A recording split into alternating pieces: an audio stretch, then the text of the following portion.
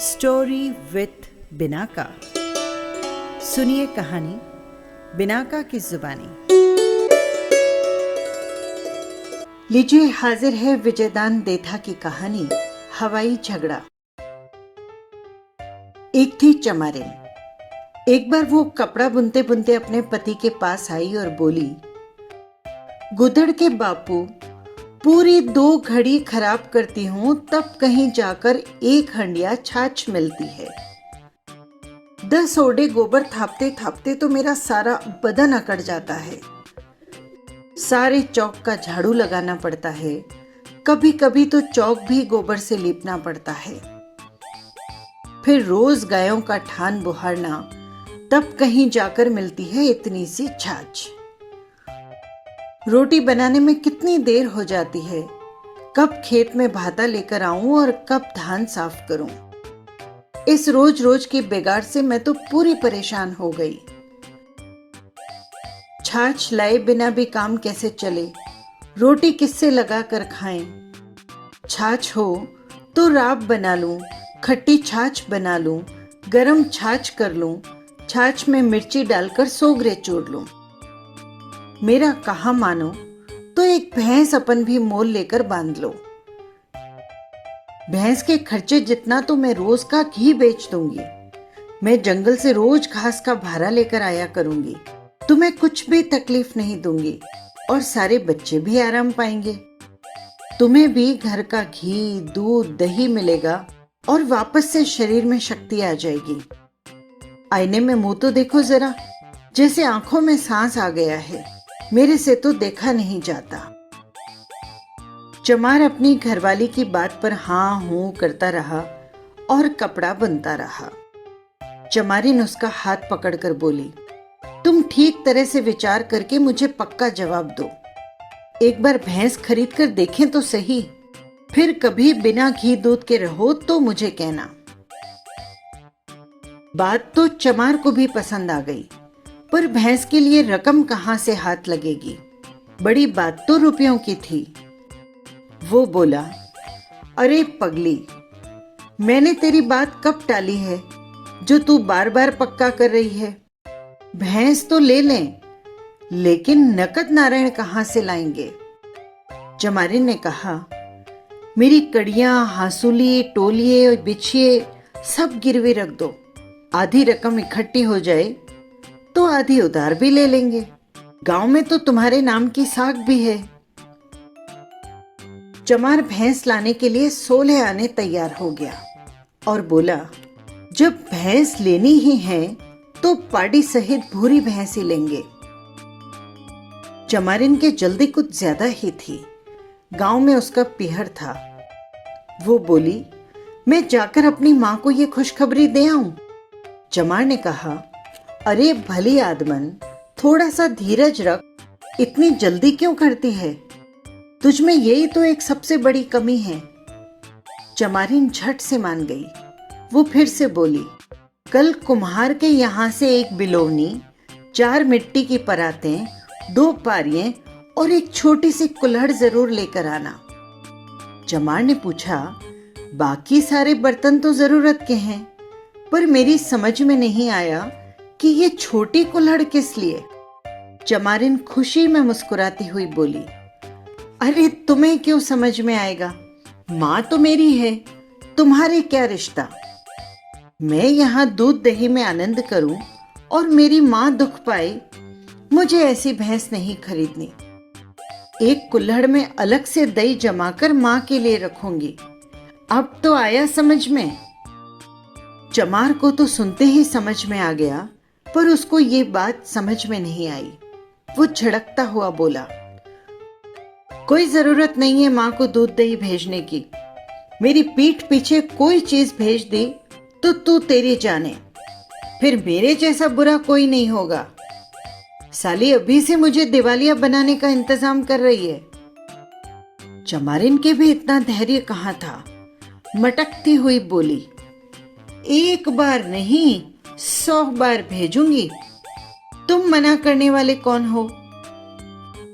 मेरे घर बिलोना हो और मेरी माँ दूध दही के लिए तरसे, मेरे से तो ये देखा नहीं जाएगा। सारा नीरना चराना दुहाई का काम तो मैं करूं और मुझे कुछ भी अधिकार नहीं। तुम कर लेना जो करना है। मैं तो सबके सामने पूरा कुल्हड़ भरकर अपनी मां को दही पहुंचाऊंगी।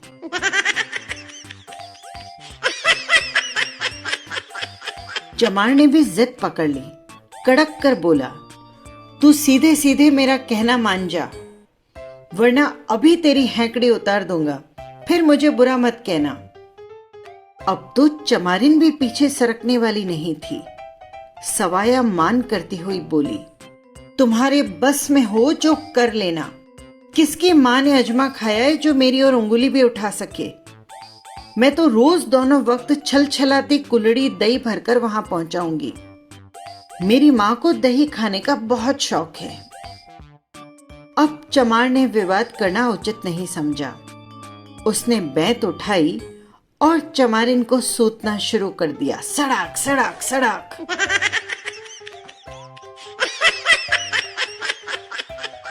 चमारिन जोर से चिल्लाई, अरे मारा रे, मारा रे। चमार ने तो भली सोची न बुरी, सड़िन सड़िन चमारिन की पीठ धुनता ही चला गया और बोला, बोल फिर पहुंचाएगी मां को दही। मार खाती हुई चमारिन रोते रोते बोली, हाँ पहुंचाऊंगी, पहुंचाऊंगी मैं दही। चमार तो मारता मारता रुका नहीं, मगर चमारिन की तकदीर अच्छे थे कि एक बारट जी उसी रास्ते से जोर जोर से चिल्लाने की आवाज सुनकर वहां पर दौड़े चले आए।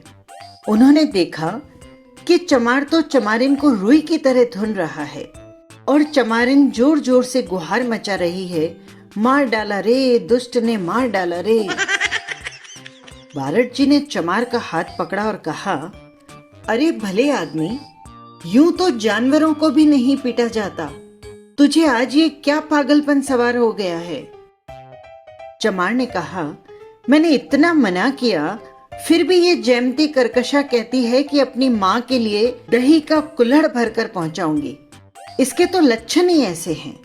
गाड़ी का फाचरा और औरत का टाचरा तो ठोका हुआ ही अच्छा होता है। बारट जी के आने पर मार पड़नी बंद हुई तो चमारिन ने भी मुंह खोला, हाँ हाँ पहुंचाऊंगी पहुंचाऊंगी, 100 बार पहुंचाऊंगी। तुम रोकने वाले कौन होते हो? हम तो दूध दही में नहाए और मेरी माँ दही को तरसे। मेरे से ऐसा नहीं देखा जाएगा। चमार ने झटपट 4-5 बैतें और रसीद कर दी। बारट जी ने बीच में आकर समझाते हुए कहा, अरे भले लोगों, कुछ बात तो बताओ मुझे, कैसा कुल्हड़, कैसा दही, किसको पहुंचाना है, मुझे समझाओ तो सही। चमारिन ने रो रो कर भैंस खरीदने वाली सारी बात बारट जी को बता दी।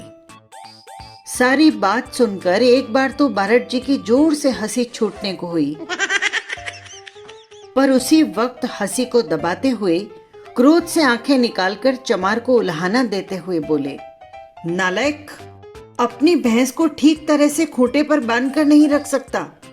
उसने मेरे खेत को कितना नुकसान पहुंचा दिया है। तूने मजाक समझ रखी है कि मेरे खेत को कोई रौंद डाले। चमार के हाथ से बैत छीनकर बारट जी ने 4-5 सड़िन सड़िन चमार के सटकाए और कहा, खबरदार, मेरे खेत में बिगाड़ करवाया तो मैं तेरी खाल खींच डालूंगा। चमार गुहार मचाता हुआ बोला, बारट जी, अभी तो भैंस भी नहीं आई है, फिर उसने आपके खेत कैसे बिगाड़ दिए, मुझे ये तो समझाइए। बारट जी ने उसे फटकारते हुए कहा, मैं भी तो यही कह रहा हूं, भैंस तो अभी खरीदी नहीं और उससे पहले ही अपनी जोरू का मार मार कर भुर्ता बना दिया।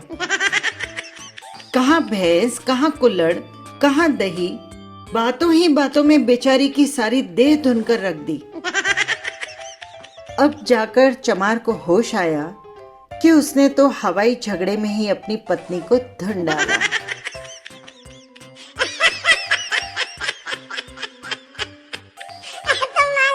ये थी कहानी बातों की बगिया से। फिर मिलेंगे किसी नई कहानी के साथ। नमस्कार।